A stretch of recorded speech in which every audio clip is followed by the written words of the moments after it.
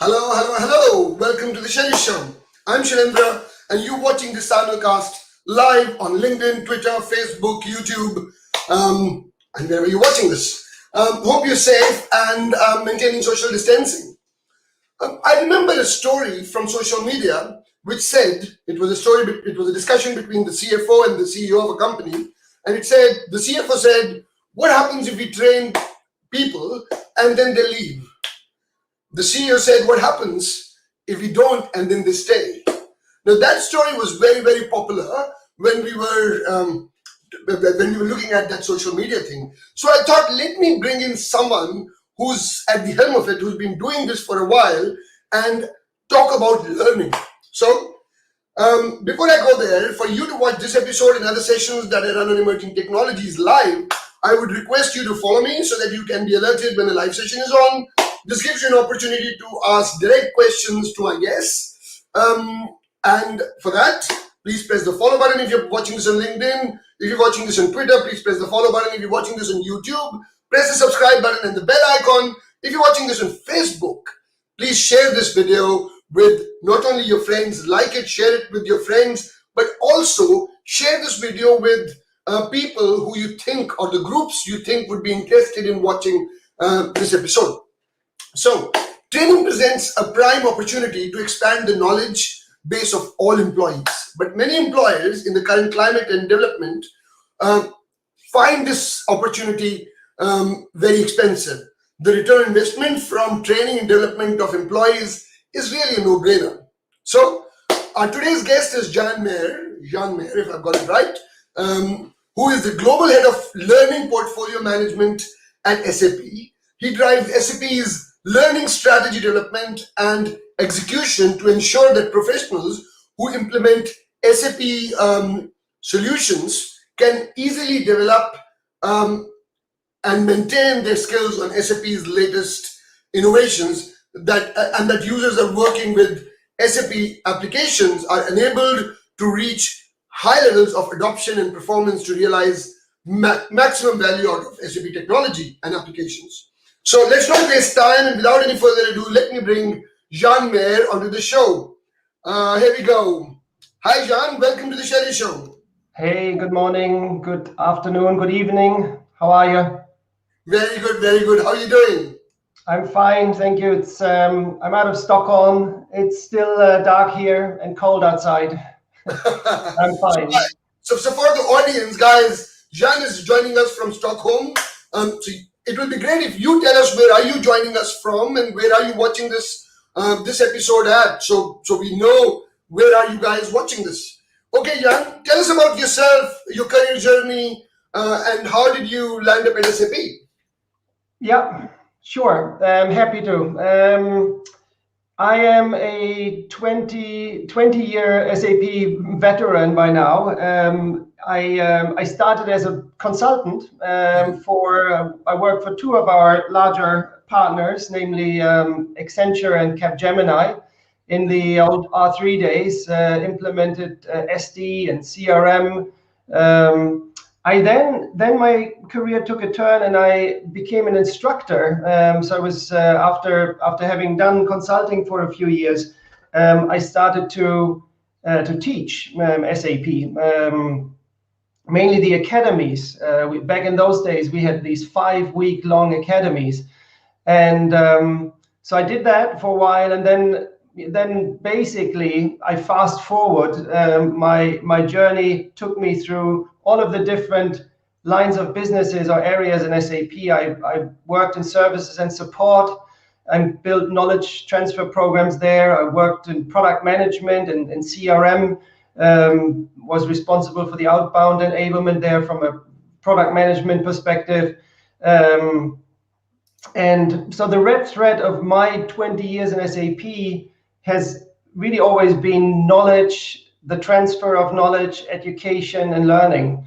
Today, as you said, Shailendra, I'm managing our global portfolio.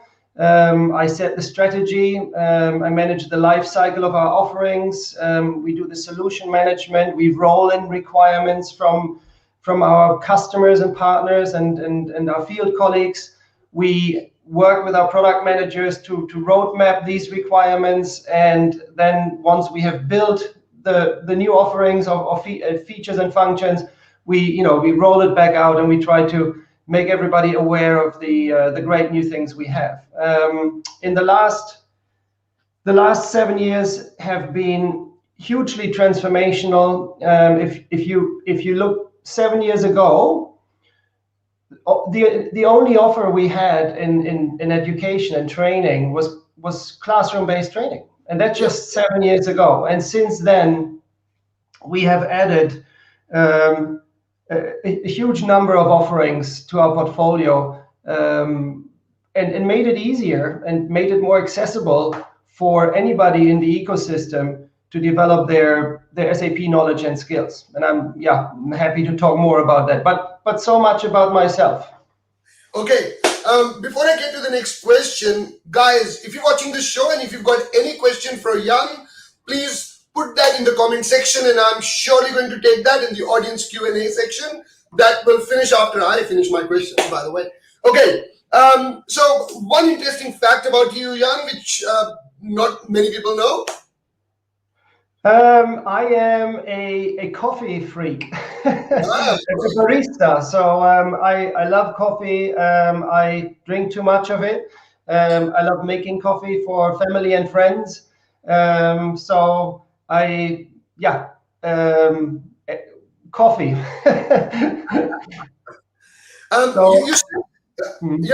Keep going. Sorry. No, anything around coffee is interesting. Coffee beans, different kinds, different roasts, coffee machines, different ways of making coffee, all different techniques of making coffee. I find all of that interesting and exciting. Good stuff. You said you've been here for the last 20 years. Tell me what the most rewarding aspects of you working at SAP. Look, it really connects to what I said is the red thread in my journey, which is training, which is knowledge transfer. And what is really rewarding is when you have people at the end of a training initiative to thank you, to come back and to say, we have really learned something. You have helped us to get prepared for this project. You have helped us to understand how we can use this product. You've helped us to understand the different options on how to configure this functionality. That has been also a red thread through my journey at SAP, from being an instructor where I literally stood in the classroom and was teaching week after week after week, and you have these people walking up to you after a day or after a week and thanking you. That is hugely rewarding. Today, I'm helping our customers sometimes on a more strategic level to design, large global knowledge transfer programs. And equally there, once we are done, they thank us for helping them with that and for adding this component to their SAP product transformation journey, and that is hugely rewarding. So I'd say it's the appreciation of what we do in learning that is really rewarding. Good stuff. Before I get to the next question, I asked this question to the audience where they're joining from. So let me see if I've got some comments. So Girish Chaudhary says, good morning from India. So there is someone from India who's joined. And you spent a fair bit of time in India as well, Jan, have you? I did. I actually really did. I worked 3 years out of Delhi. I worked in SAP's lab office in Gurgaon. I lived myself in Defense Colony in Delhi. I look back to that time with huge joy. Met wonderful people. I discovered the Indian culture, the India as a country or continent. I bought myself a Royal Enfield from 1964, which I have standing behind me in my garage now here in Sweden. I drove with that Royal Enfield through the Himalayan mountains and Spiti Valley. So I really enjoyed it. My first daughter was born in India, so I have a big connect to India. Yes. Good stuff. I would have been your neighbor because I was I was born, brought up in Delhi, so who knows? It's a small world. Okay. Praful Pali is a regular on this show and he says, hello Shailendra, good morning. He comes from India as well. And Pankaj Sembal says, good morning as well. Okay, now very quickly, let's get to the meat of the discussion. So tell us, what trends are you seeing in the global marketplace around learning? Yeah, that is a huge question, and I hope the answer is not getting too unstructured. So pull me back if I'm losing it, because there's just so much going on. That it's huge. I mean, for me, having been in this space for 20 years, it has stood still until, as I said, 5-7 years ago, and all of a sudden, it sort of exploded and transformed completely. And we're still, I think, in the middle of it or beginning of it.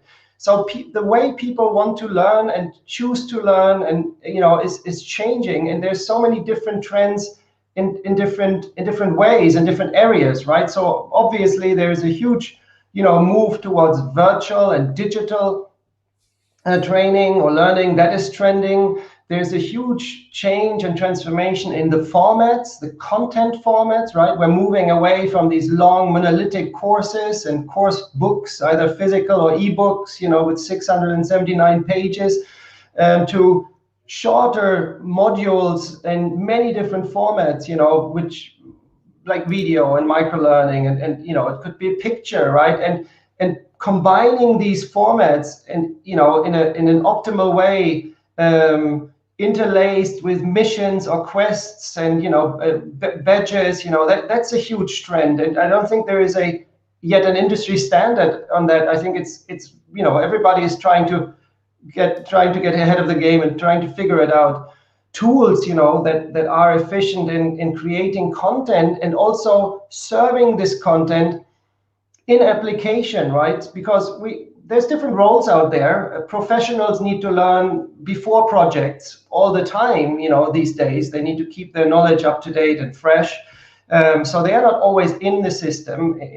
When I say in the system, I mean in our products like S4 or SuccessFactors. So we need to be able to provide training to them, at any point in time, 24/7. End users, you might want to serve them in the system. Why pull them out of the system? You can help them in application, right? And provide the learning in the context, in the moment of need, in the flow of their work. So that's trending to do this well. And it's partly tool, but it's also a lot of instructional design and thought process that needs to go into that.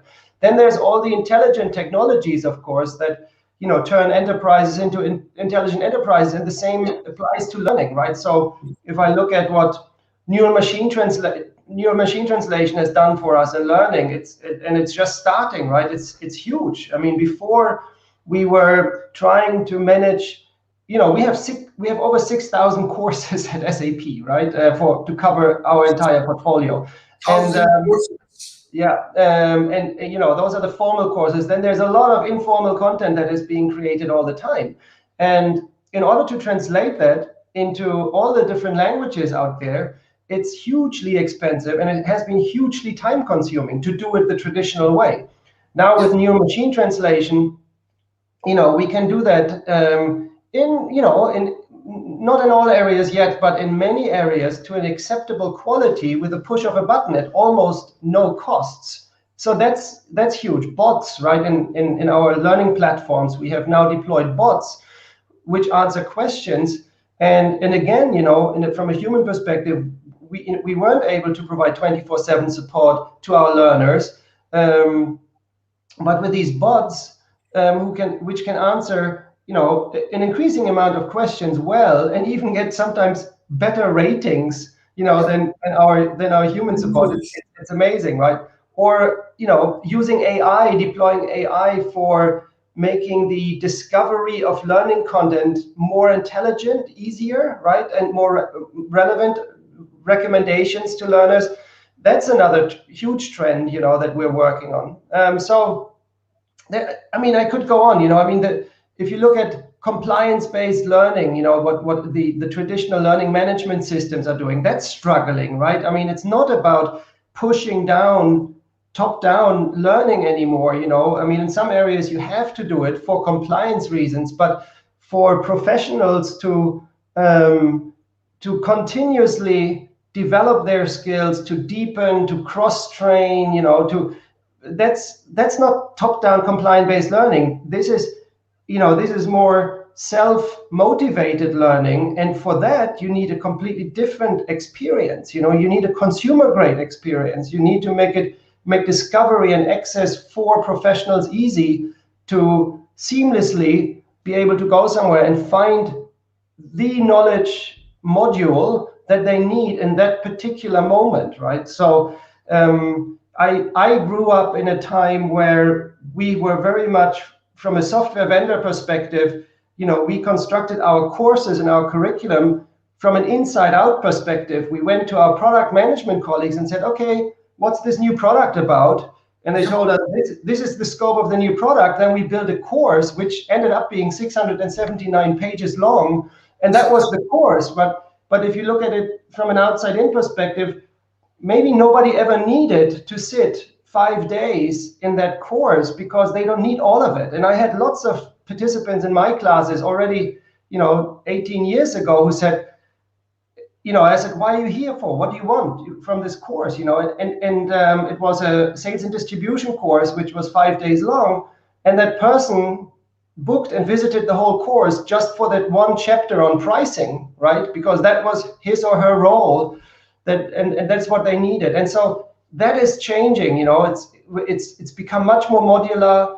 We have to provide a much more flexible and free experience for anybody to choose exactly what they need, and when they need it.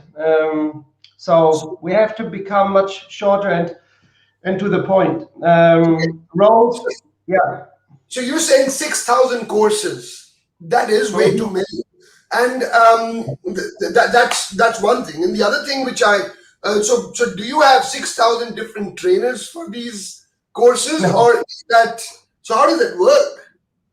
No, so I mean, that number is is also taking into consideration that we have to keep courses available for previous releases, right? So you have one course, but you have that one course maybe for the latest release and the 1 or 2 releases before that. And no, we don't have 6,000 trainers. Our trainers are they span a subject matter area, a solution area, and one trainer can usually teach multiple courses out of that area. So if you take an area like S/4HANA Finance, right, which has a number of courses, we would probably have one trainer who can teach all of them. And then you have the different versions. But if you look at it from a platform perspective, so somebody entering, our learning platform is called SAP Learning Hub. So somebody entering an environment like that and is confronted with 6,000 courses, which are each of them are long, right? And they have a lot of content, they have a lot of chapters. How do you, and that person enters this environment because they have a meeting tomorrow with a customer where they will be asked to explain how this or that functionality can be used or deployed or configured or installed. That is the challenge. That is the nut that we have to crack to make it easy for that person to quickly find that in this huge amount of content, right? And this is when I'm saying we need to make discovery and access easy. We need to curate our content so that it fits to the roles and the learning objectives out there, on the street in reality, right? And so we have to flip, I think, in designing our content. We have to flip from an inside-out perspective where we used to look at what's the scope of the product, and because that's the scope of the product, that's the scope of the course, to what are people doing out there? What are the roles people are having? And so what do they need? What is the most relevant learning journey for this person in that role to be successful? So that is a huge trend and a huge focus for us. Yeah. So while we're talking trends, do you see any opportunity or any place where voice-enabled, NLP-enabled AI kind of a component running the training and talking to the users? Do you see that happening in the near future sometime? Well, we're using bots to answer questions. We're using sort of, uh, text to speech engines, to explain concepts. I don't really see a huge, or we don't see. I'm also part of the a board at the TSIA, Technical Service Industry Association, and I'm part of the board there for the education chapter, and we do a lot of research there and look into VR, AI, and VR it's great for training for physical objects, right? How to repair a power plant, or a generator or a copy machine. But for software, you don't really need it, because you don't need the dimensionality, right? And so we work a lot now with simulations. So we which basically is doing the same thing on software. So simulations, for example, are a great way to quickly explain something about a software product, how a process works, or how you can configure something, or how anything really that how the product works, how the system is working, can be explained with tutorials. So that at the same time, I don't want to what is also trending, right? So I don't want to lose completely the human element here. It's not all about intelligent technologies. What is hugely trending, and which has been accelerated through COVID last year, and still is the human element, right? And so I started as an instructor. I think classroom training and instructor-led training, whether it's in a physical classroom or virtual, it's still an excellent way of transferring knowledge for learning. And we can clearly see that this human element of an instructor, who is an expert, who can show, who can demonstrate, who can answer questions, who can coach, who can help, is still in huge demand. So, but not in teaching 5-day classes, but we have to provide new stages and new ways that instructors can interact with our learners. So what we have done last year is we had these short sessions, right, on our Learning Hub. We had over 3,000 short sessions, 1-hour sessions, just on topics where we had repeated questions in our learning communities, in our learning rooms. We said, okay, people seem to have problems understanding this particular topic, so we ran these sessions. They were hugely popular, and now we are thinking about offering short coaching sessions, right? So exactly what you used to do in a classroom, right? After, in a short break, or in the lunch break, or after the course was over for the day, as a learner, you go to the instructor and you grab the instructor, and it's like, I didn't get that. Can you explain that to me again? Or how would you do this in our in our context? I'm working for company XYZ. This is our challenge. How would you solve that? And now we're thinking about offering these 15-minute, 30-minute coaching sessions where that can happen, but in a virtual, digital way. Okay, good stuff. Before we get to the next question, there is a comment on your comment earlier, which is from Swagatam 18, says, biking at Spitty Valley with Royal Enfield sounds interesting. So, good stuff, Swagata. Yes, you're right. And Vikas Krondia says, hi. Okay, coming back to my questions, but before my questions, guys, if you've got a question for Jan, please put that in the comment section, and I'll surely take that question in the comment audience Q&A section. Apart from that, please like and share this video with as many people as possible, so more and more people learn from what Jan has to say about SAP and learning and where we are going with this. Okay, I made a comment at the beginning of the show that was, the CFO saying, what if we train our employees and they leave?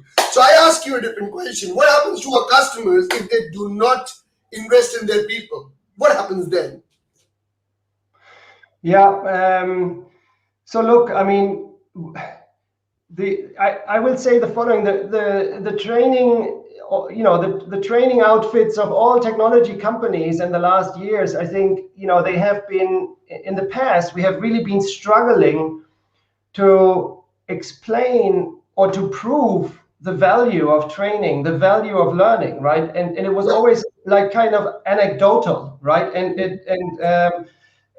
it's like, we sell software, we sell, of course, services to implement the software, and then the training was always, yes, it is important, and you should be training your people, and often it was an afterthought, right? And it was an afterthought in many ways, from a budgeting perspective, from a go-to-market sales perspective, and so on, and maybe even from a customer partner perspective, like, we can somehow, wing it or do it, ourselves somehow, and so the conversation around the real value has been very anecdotal, and that has changed a lot. First of all, I think through the acceleration of technology and trends and release cycles, right? Just look at what happened there. I mean, we used to have 12 to 18 months release cycles in on-prem. Now it's 90 days or less.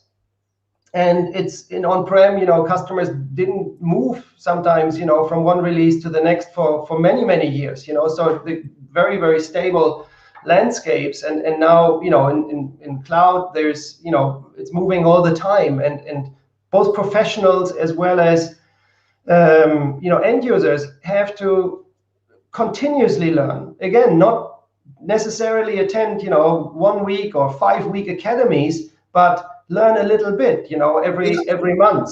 And I think CEOs, and there's been a lot of studies around that, CEOs of companies, that is one thing that keeps them awake at night, right? Do my people have the right skills to drive this transformation, to drive this digital transformation, to, leverage the capabilities of the new system that we've put in place, and so on, So I think, customers who do not take this serious, and this is where it's no longer anecdotal, right? There's been a lot of studies that have been done in the last 3-4 years by all the big analyst firms, and we have worked closely with IDC on this. Actually, we now know that customers who do not invest in their people, they will struggle more with regards to digital transformation and implementation projects. They will struggle more with implementing, running, and using our products than their competitors. They will not be on the forefront of understanding the business opportunities and the value of that SAP innovations bring them. Mm-hmm. There's some really interesting stats, that we've been looking at. So IDC has done a huge study asking lots of SAP customers, and they see that customers who do train their people, who invest in training, their innovation index is higher, right? So they adopt innovations, our innovations higher. Their health index is higher, so their projects are more successful. They have less, escalations, less incidents, tickets, and so on. Their people have a 15% higher satisfaction with SAP products. They adopt the cloud products that they've put in place much more, which is important, right, to realize the underlying business case. We even had an amazing study last year, which I think is also a new trend in a way. We saw that 57% of all customers start learning before their contract starts with us. Their software contract starts with us, right? So if you think about that, I had to wrap my head around this first as well. It's like, what exactly does that now mean? And if, we talk a lot about lays, right, in software, this sort of land, adopt, the cycle in cloud. And so this showed us, I think we identified there were almost 1,000 customers who were paying for S4HANA training last year who didn't have S4HANA, so I think, and we then saw that these customers, they were more successful in the long run. They eventually became S4HANA customers and so on, and they were more successful in the long run than customers who did not, make use of our training offerings. So that's quite interesting how training is seems to be moving upstream, right? It used to be you sell software, you, from a customer perspective, you buy software, you buy services, maybe you buy some training, maybe not, and it's, or you do it late, and then, and now, it seems to be moving upstream. It seems to be moving like to be something that a lot of customers start with. Oh, very interesting. More than half the customers start training before they sign the contract, which is quite interesting, actually. I'd never thought about that. Okay, one thing that should be asked, and I ask it almost every session I have, one way or the other, COVID-19.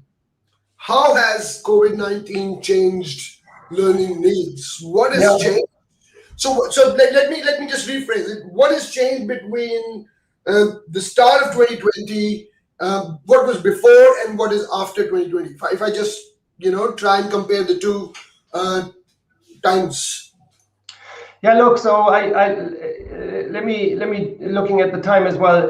Keep it short, but hopefully to the point. So obviously, physical classroom training is struggling, right? I mean, we still have a significant physical classroom training worldwide, and customers and partners still take advantage of that and like it a lot. But that was there was none almost in 2020, and still isn't, right? So that is really struggling. Everything is going virtual.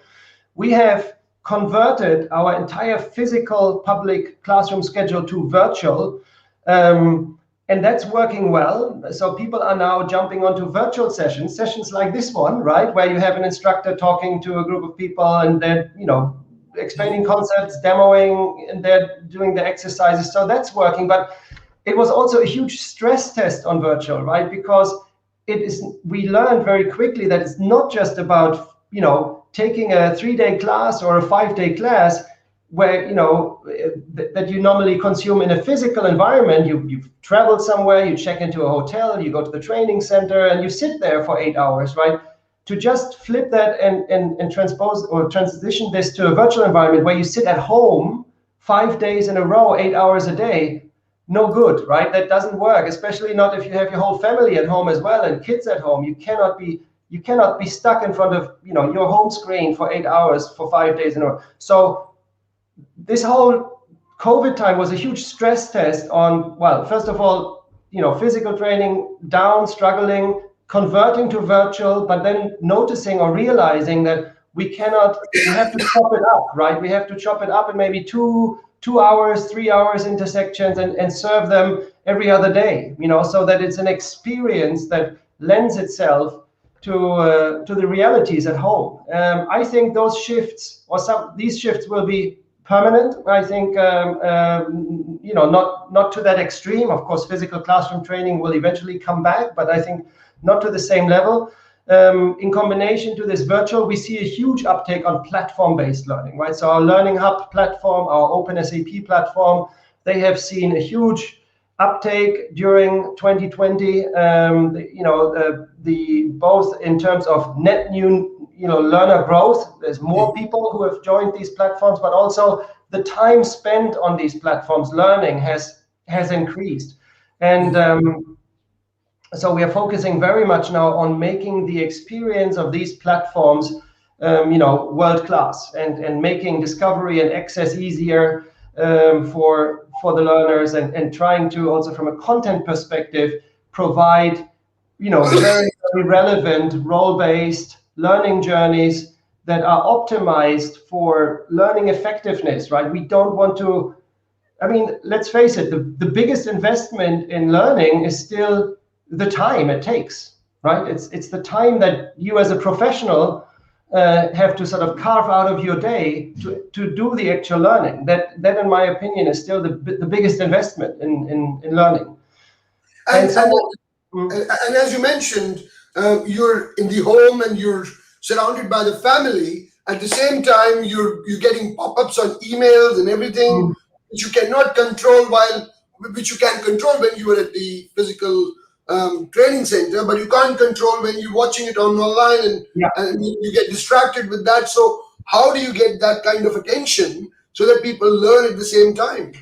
Yeah, and this is why, so, this is why where we have to transform a lot, and so it cannot be that we have these old style, course books or ebooks, where you have page after page after page of content, because any other, as you say, any other interruption that pops up, that blings here and blings there, will pull you out of that very easily. It's a very, it's a very competitive environment for our mind space. So what we have to do is we have to create an experience that is really engaging. That is, we're moving from several day-long courses to like 5-minute, 7-minute, 12-minute videos and micro learnings. And then there's maybe a little competitive or gamified mission or quest that you do, and then you get a badge for that, which you can put on your social media profile. This is the type of learning we're going towards, to basically deal with this new reality of a much shorter attention span, lots of disruption around you, and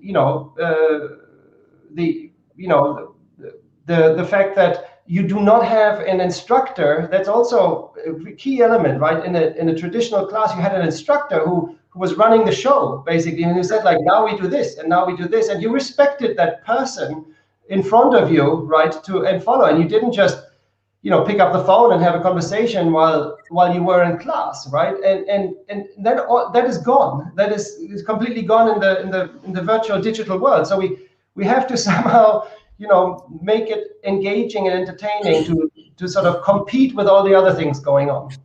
Okay. So this question may be from a lot of people who are aspiring to become SAP professionals. So what do we have to offer for SAP professionals, and what kind of training they can consume to become to accelerate their career forward? Yeah. So look, if I was an SAP professional out there, the one thing that you shouldn't leave home without is the SAP Learning Hub. And I have a great announcement today, which is we have just launched a new edition of the SAP Learning Hub called the Partner Edition this week, Monday, which is really the most valuable edition that we've launched so far. With this Learning Hub Partner Edition, you have access to all of our content, unlimited, everything we have. You have access to all of the learning rooms, so social learning, where our instructors are in and they run these short, 1-hour sessions. You have Q&A possibilities with the instructors. You have 60 hours of access to live training systems included. So that is really, pre-configured S/4HANA systems, SuccessFactors systems, where you can either do the exercises or you can get your hands dirty, right? You can play around with the system. It's your system. It's a one-to-one relationship. So it's not like in a classroom, actually, where you are one of 24 people working on the same system. It is one learner, one system, right? So 60 hours of that, plus 2 certification vouchers are also included. And we've launched that this week for the price of 744 euros. That is by far the lowest price point we have in our offering portfolio. We've been able to, over the years, reach these economies of scale with Learning Hub so that we can extend this price. And so for that price, you basically have everything you could possibly need in terms of SAP knowledge and skills, and the possibility to get your hands onto a system and certification. And also the very important thing of keeping your skills up to date, right? So we've launched that this week, and I'm really excited about this, and I really hope there's a big uptake on that. So for a professional, that would be my recommendation. Of course, we still have the instructor-led training. That's very powerful. It's very high quality at SAP. It's now delivered more virtually. We can also deliver that customer specific. But these are our key offerings for the professionals. So Learning Hub as your sort of foundation base, 24/7 open access at all times to the latest and greatest content, and then event-based training, instructor-led event-based training. Okay. Yeah. What about users? So I was an SAP user once upon a time. And what kind of trainings do we offer our users, the SAP users? Well, users, that's often very customer specific, projects, right? There's no, I mean, even our cloud solutions, they're still configured, right? I mean, if you look at most of the SAP cloud solutions, they still come with a lot of configuration options, Yeah, and yeah, yeah. what the system that sort of goes live, is still, even though it's cloud and maybe it's much less configuration and customization than it used to be in on-prem, but the system that goes live is still very unique to that customer. So you need to take that into consideration when training end users. But still, we have mounted since 2017 a significant sort of end user program, which consists of the following. So first of all, we have services, right? Training and adoption services. They are consulting services where we help customers to do, a learning needs analysis, where we help our customers to, come up with an enablement strategy and enablement plan. Then we have embedded content into our product. So what we have done is, if you, for example, S4 or SuccessFactors, right? We have already pre-created, losing my voice, some learning content which sits in these products and which every customer gets, right? Those are tutorials that show the users how to execute certain tasks or processes in the system. Now, that's all standard, right? So now, in combination with these consulting services, and the third element, a tool which is called SAP Enable Now, which is a software product.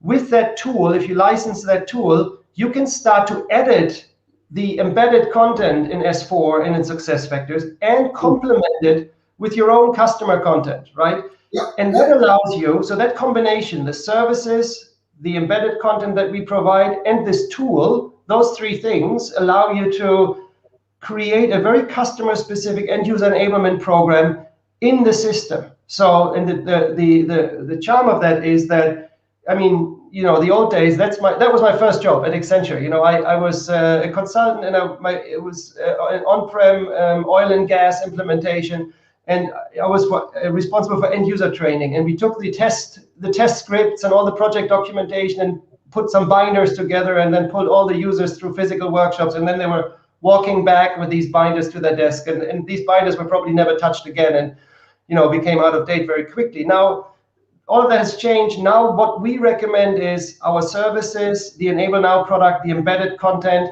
serve the enablement in application, and it's very easy to update it, right? So as soon as the system changes, you can update these tutorials, and on Monday morning, when the user comes back in, you can push it, right? So like, something has changed, be aware, or, before you can do this task, you have to learn this, because it has changed. So it's a very powerful way to push out enablement to all users worldwide in application. So that it's almost like blurring the boundaries of training and moving into the area of, performance support. So as we're getting into this whole emerging technologies space where AI, ML, and everything is changing the world, how, I know people need to be reskilled. So how do you think that we'll be able to make reskilling a reality, and how people will be able to skill themselves and get to the new techniques and technologies as they go forward? What's your point of view on that? Look, I think reskilling is actually hard, right? It's not easy. It's not just about having the products or the technology available, right? That's not enough. I mean, if I look at my own challenge in SAP, right, to provide the best possible learning experience to our ecosystem, right? I mean, I have all the products available that SAP has, right? And I can probably, out of all of the products that SAP has, I can build that experience, but that alone doesn't help. So I need to make sure that my team, my people, have the right skills, right? And so and where does that start? It doesn't necessarily start with the learning content is available and it's engaging and it's up to date. And those are, yes, of course, we need to do all of these things. And that's our job to provide that to our ecosystem. But I think from a consumption perspective, you have to have as an enterprise, as an individual. So it's, I think the employer as well as the individual both have responsibilities here. And there needs to be the mindset, right, throughout the organization that learning is important. There needs to be a certain curiosity to explore, new technologies, new products, and try to understand the opportunities that, for example, intelligent technologies can bring. I meet a lot of people who haven't started to look into it. So for me, it seems like the mindset just isn't there, and that, what could AI do for us, or what could this do for us, or that do for us, right? So it's a mindset thing. And then I think, it's a lot of studies show that, it's giving people the right environment, the time, the space to learn. Again, it's the time that you need to invest in learning, which is probably the highest price to pay. And I think companies need to provide that environment. And especially now, again, with classroom training, it was kind of clear, right? You found a class, you got approval to book it, you booked it, you went there, and you sat there for 5 days. And that was the environment and the time, and you'd learn. But now it's self-motivated. You sit at home. So we are all chipping away, right? And especially now during this COVID time, working all the time around the clock. But so how do you, as an employer, make sure that your people don't just sort of hands on keyboard all the time, but also take an hour here and there to learn, to develop their skills, to maintain their skills, right? To open up for new opportunities. That is so important, to create this environment. And an important aspect of that is unskilling before reskilling, because you're basically used to doing a certain way. You need to unskill that and then reskill. And I think that is also where people find it difficult in doing that. Yeah. Okay. Guys, if you've got a question, please put that in the comment section. I'll take that question very, very soon and ask Jan to answer those questions. So, Jan, before I get to the final question, one for you: what are the top priorities of 2021 for SAP Learning? Where do you see it all going for 2021? Yeah, look, we will double down on everything that is virtual and digital learning. We will really continue to have a focus on innovating our portfolio in that space. We will, really try to improve the overall experience, to make discovery, much easier and simpler for people. We will review our roles and skill framework so that it's not an inside-out building of content and structuring of content, but really trying to bring it more outside in and make match the roles that are really out there, that they have it easy to find the learning they need. We will, of course, stay in lockstep with SAP product strategy and priorities to make sure that our training is available in lockstep with SAP products and SAP product releases. I think we've come a long way in that as well. I remember times where the training became available 6 months or 12 months after a product was released. Those times are no longer, but it's not, that has been quite an achievement actually, if you think about that. We were 6 months or 12 months late in the days where we only had new product releases every 12 months in on-prem. Now we have new product release every 90 days. So it's become increasingly more difficult to stay in lockstep with product management and development, but we'll continue to focus on that. The focus really will be on trying to reach more people in the SAP ecosystem and to enable them, and hopefully for the professionals also to certify them, right? Because from all the data we now have, we can see so clearly that enablement and certification are essential to our customer success. So we will continue to focus on that and make that as an easy and enjoyable experience as possible, so that it really fits seamlessly into the flow of work for all the roles out there. Okay. My last question. Any use case that you've seen recently that has come to mind where learning played a major role in changing a client's thinking, or something that you want to share with the audience? Yeah, look, I think we had some real aha moments with this in-application enablement in the past months. So we had several customers who came to us, who were just launching a large sort of transformation journey, and who asked for help with enabling their end users, and they were still doing it the old way. And us talking them through the possibilities of in-application learning and performance support with SAP Enable Now, there were some real aha moments there. And yeah, I would say that really stands out. Yeah. Okay. One question I have from someone who sent a message to me to ask you, and that is around, for starters, people who are not in the industry yet, students who want to actually start or have a vision to work with SAP or SAP products at some point in time.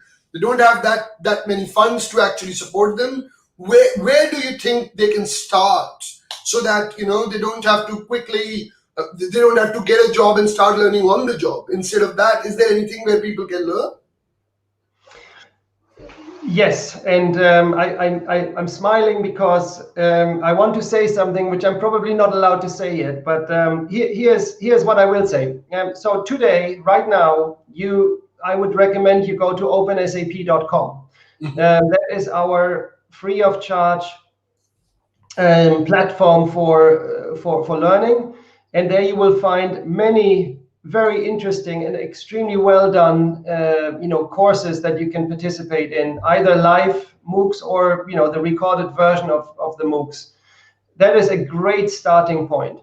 Now, the focus of opensap.com is not necessarily to provide the professional level skills. So for students who then want to continue, maybe after looking into some of the OpenSAP courses and getting maybe more a good introduction into the SAP products that are covered there, again, I will say, it's the learning hub. And here comes the part where I sort of have to tiptoe around a little bit. We are working very hard right now to make the access barriers, and that includes the commercial access, for university students, much easier. And we're planning to launch something in that space at the end of Q1. So stay tuned. So guys, stay tuned on that, as Jan says. Okay, let's quickly look at the questions or comments from the audience. James Marlin says, hello everyone, good to hear and see Jan. Hi James, how are you? Hope you're having a good time. Anupam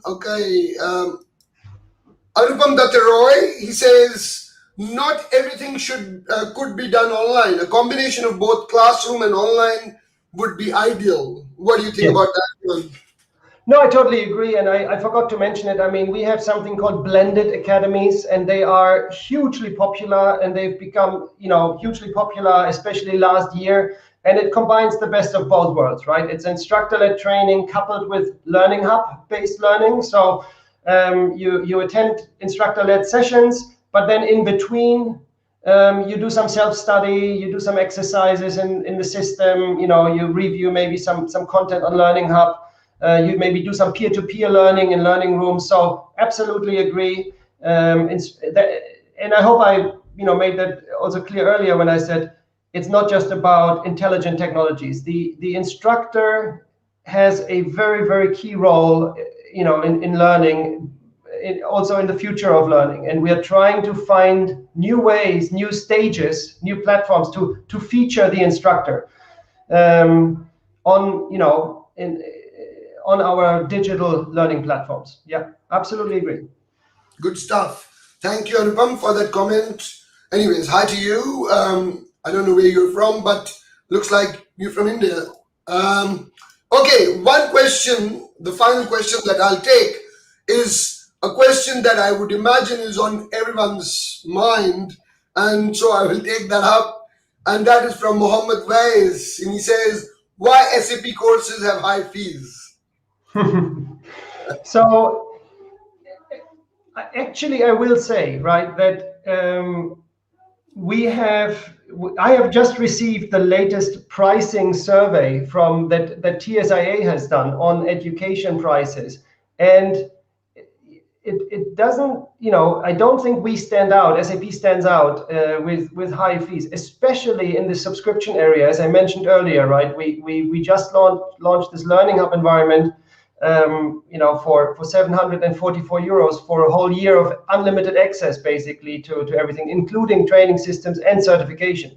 But I will say, so I'll add this as a top priority of focus for this year. We are reviewing our prices, we are reviewing our commercial strategy, and we are reviewing where the paywalls sit. So it is not that we are not looking at that, and we're trying to, again, our quest is to make access as easy and as seamless as possible. So this will continue to be a focus, but and it has been a focus. I mean, if I look at what we've achieved over the last 2 or 3 years, I think our prices for training have continuously, gone down. And with the new launch that you just mentioned, it is giving you access to everything at a very low price, isn't it? Sorry, can you repeat that, Shailendra? I said, and the announcement that you just made at 746 euros, is that what it is? You get, yep. Okay. Yeah. Last question before I go is from Ajay Gupta, and he says, is SAP S4HANA going to stay for some time? I don't know, that's anything to do with learning? Generic question. You may want to answer that. Yes, it is. Short answer. Well, that's what I think, and we say that SAP, and it is true, that SAP S4HANA is going to stay for some time. That's for sure. Good stuff. Thank you, Ajay. Thank you for your question. Okay, so that was it. Those were the audience questions, quite interactive. Thank you, audience, for those questions. And yeah, thank you very much for your time today. Thank you. It's really fun. Any thought that you want to leave with the audience? Anything, a phrase or a paragraph that you want to leave with the audience with? No, I mean, my thought or my call to action is really, learning is essential to customer success, to our ecosystem success. The technology, the innovations are moving fast, so don't underestimate, that how much learning can contribute in terms of, value to that success, to your role, to your career, to stay competitive. I think I see an increased strategic importance of learning in the overall sort of, enterprise technology mix of products, services, and learning. So yeah. So I should actually finish it here, but I will take one comment which is based on what you just said. Ajay Gupta says, cheers, my wife is going to do a certification in this. So that was just for Hana. So your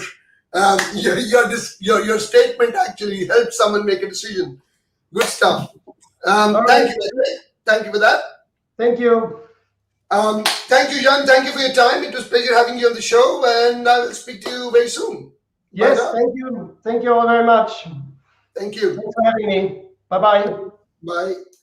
So, guys, that was Jan Meyer, the Global Vice President for Learning Portfolio Management at SAP, and his comments on learning and how learning is taking shape at SAP. Guys, if you're watching this on LinkedIn and you think that's a bit interesting, please like and share it with the others so that your network can watch it as well. And please don't forget to press the follow button if you're watching it and you don't already follow me. If you're watching this on YouTube, please press the subscribe button and the bell icon. And if you're watching this on Twitter, please press the follow button, retweet it, like it, so more and more people can watch it. And by chance, if you're watching this on Facebook, which I'm sure you do, then please, please, please like it and share it with other groups that are are learning focused, and so people who want to learn SAP can learn from what Jan had to offer and had to share. So thank you very much. It was pleasure having you guys on the show. I hope you learned a few things, and I look forward to seeing you very soon. See you there. Bye now.